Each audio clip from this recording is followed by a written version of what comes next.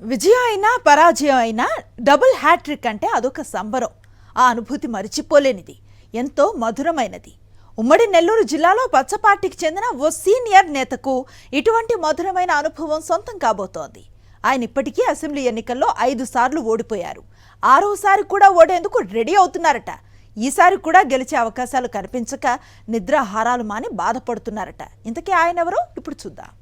నెల్లూరు జిల్లాలోని సర్వేపల్లి అసెంబ్లీ నియోజకవర్గంలో ప్రత్యర్థుల మధ్య పోటీ ఈసారి కూడా రసవత్తరంగానే ఉంటుందని టాక్ నడుస్తోంది. ఇప్పటికే 5 సార్లు ఓటమిని అనుభవించిన మాజీ మంత్రి సోమిరెడ్డి చంద్రమోహన్ రెడ్డికి పచ్చ పార్టీ అధినేత చంద్రబాబు 6వసారి సీటు కేటాయించారు. అయితే సోమిరెడ్డి ఈసారి గెలబోతున్నాడంటూ ఒక హైప్ క్రియేట్ చేశారు.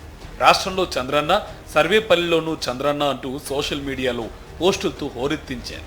ఇదంతా పోలింగ్ కు ముందు జరిగిన హడావిడి. పోలింగ్ పూర్తయిన మన్నాడు నుంచే టీడీపీ నేతల నోర్లు మూతపడ్డాయి. ఓటేయడానికి పోటెత్తిన మహిళల్ని చూసి టీడీపీ అభ్యర్థి సోమిరెడ్డి చంద్రమోహన్ రెడ్డికి చెమటలు పట్టాయట. అప్పటిదాకా 5 సార్లు ఓడిన సానుభూతి సెంటిమెంట్ వర్కౌట్ అవుతుందని భావించిన సోమిరెడ్డికి మహిళల ఓటింగ్ చూసిన తర్వాత తన పొలిటికల్ లైఫ్ ముగింపుకొచ్చిందని డిసైడ్ అయ్యారట. సర్వేపల్లి నియోజకవర్గానికి రాష్ట్రంలో ప్రత్యేక గుర్తింపు ఉంది. ఇక్కడ రాజకీయాలు భగభగ మండిపోతూ ఉంటాయి. సోమిరెడ్డి చంద్రమోహన్ రెడ్డి అబద్ధాలతో మంత్రి కాకాని గోవర్ధన్ రెడ్డిపై ఆరోపణలు చేస్తుంటే కాకాని మాత్రం పక్కా ఆధారాలతో సోమిరెడ్డిని ఇరకాటంలో పెడుతూ ఉంటారు.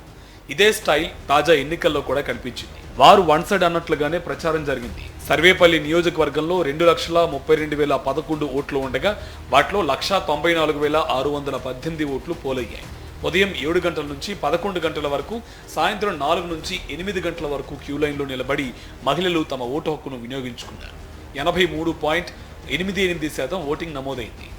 సర్వేపల్లి నియోజకవర్గంలో వైఎస్ఆర్సీపీ అభ్యర్థి మంత్రి కాకాని గోవర్ధన్ రెడ్డి చేసిన అభివృద్ధి కార్యక్రమాలు, గ్రామీణ ప్రాంతాలలో పార్టీపై ఉన్న సానుకూలత, సంక్షేమ పథకాలు ప్రతి గడపకు చేరడం సానుకూల అంశాలు. దానికి తోడు కాకాని మంత్రిగా ఉన్నప్పటికీ నిత్యం నియోజకవర్గంలో తిరుగుతూ ఉండడం ఆయనకు అదనపు బలంగా ఉంది.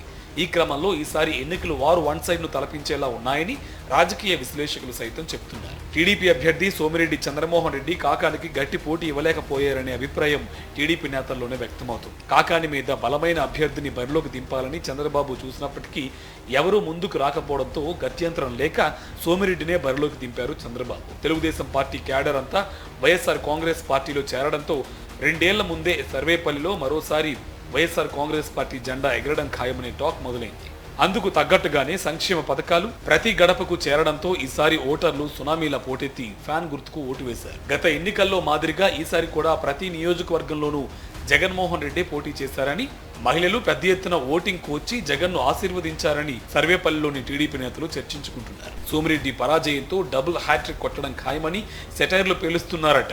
సోమిరెడ్డికి ఇవే చివరి ఎన్నికలంటూ సొంత పార్టీ నేతలే చలుక్తులు విసురుతున్నారు.